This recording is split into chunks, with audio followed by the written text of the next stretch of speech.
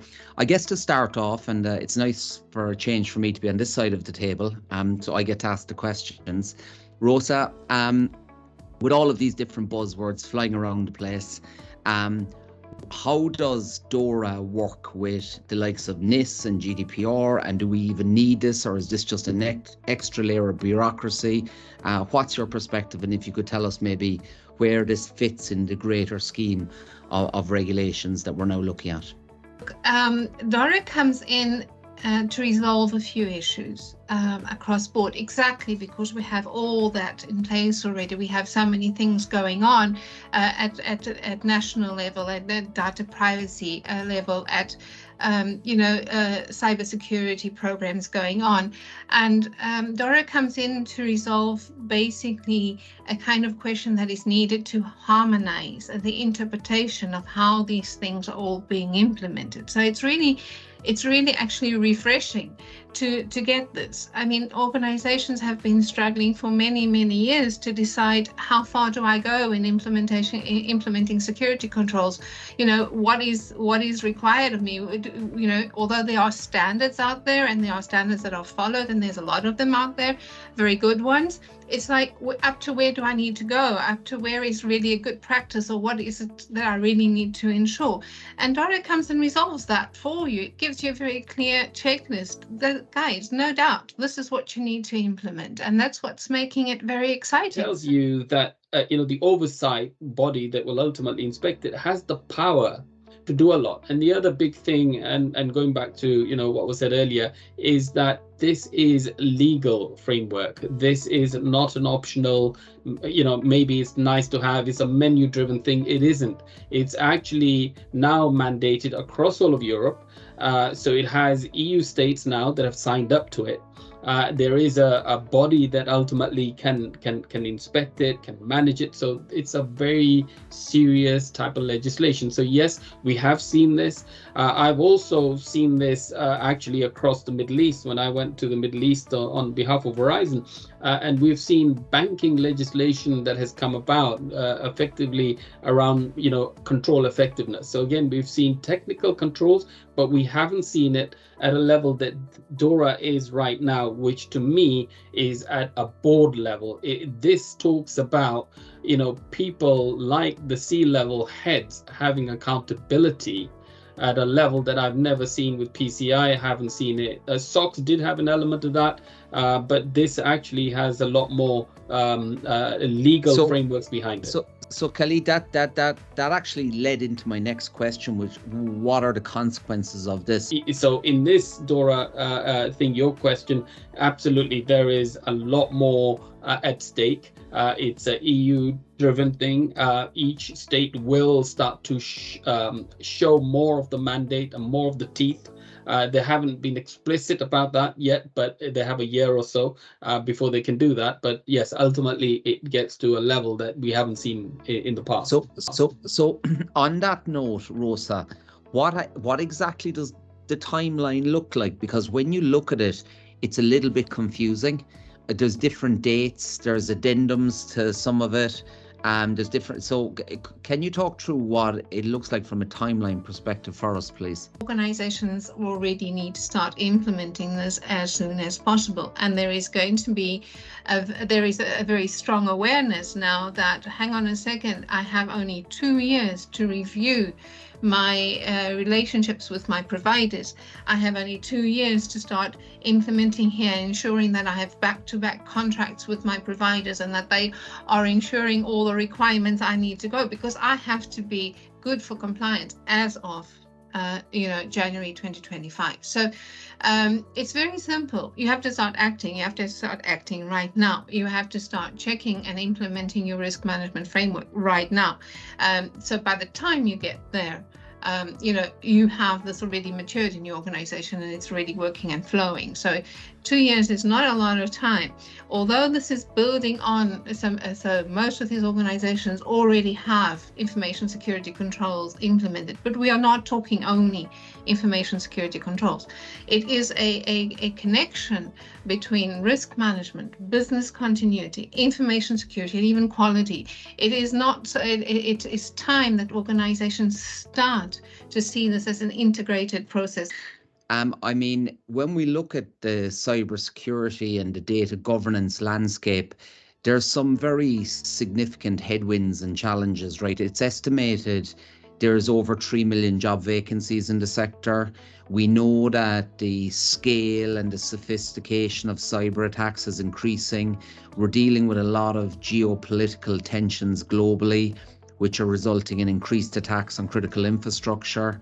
And organizations are looking to reduce cost. They're looking to drive operational efficiency by embracing technology.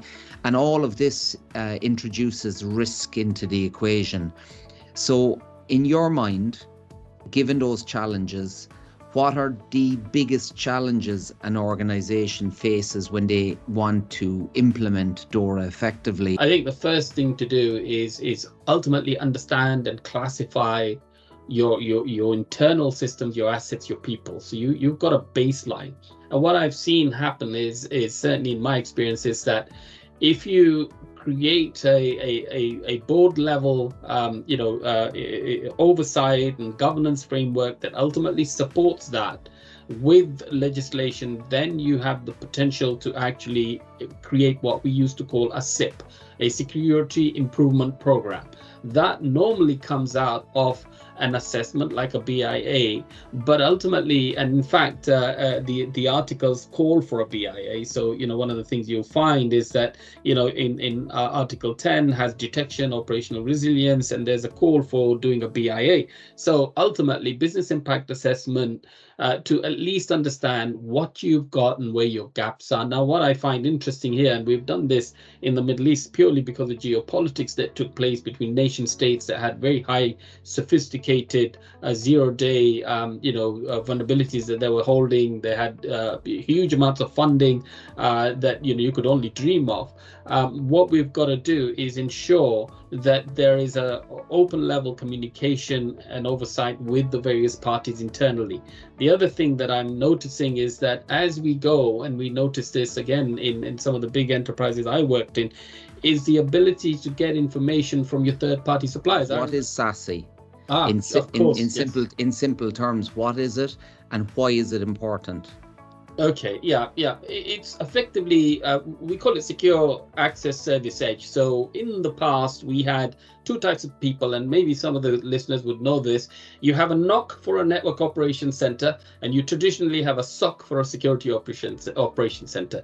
The network and the security, I mean, that's the easiest way to describe it. You typically find two different guys. That's consolidating into what we call NSOC. So ultimately, what SASE is the ability to have network access and SD-WAN and so forth, which would typically lie with the network technology team who run routers and switches and so forth, but ultimately have a security play. And you'd have the traditional content security, which would be things like CASB, which is access brokers for the cloud. You'd have a SWIG, which is a web gateway to detect threats that might be coming off websites that you might visit. You may download ransomware.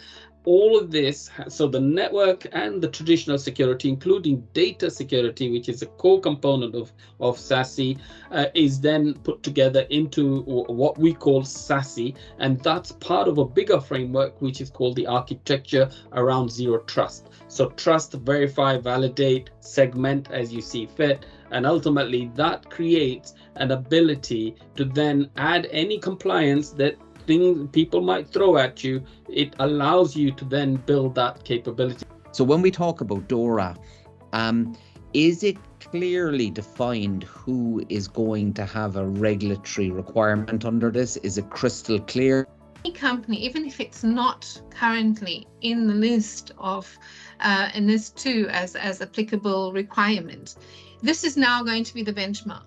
Okay, this is the benchmark that's going to be applied across all major enterprises are going to look at this and go, okay, hang on a second, if that's being expected, if that's the benchmark for me to ensure ICT stability, then I want to apply that in my organization as well.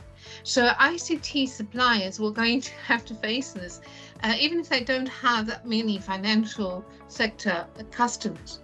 They are going to start facing more demanding requirements from major players on the market, whether they're on this list or not, because a benchmark has been set. Okay, so it's best practice now. You have to have a risk management framework. The first thing that major entities are going to be turning around to the ICT suppliers and say, show me your risk management framework.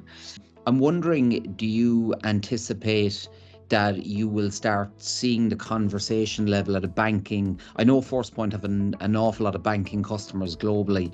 Do you anticipate that the conversations around this are going to ramp up in the coming weeks and months? Yeah, I think so, and I think across not only just Europe or Middle East, but I think across the globe.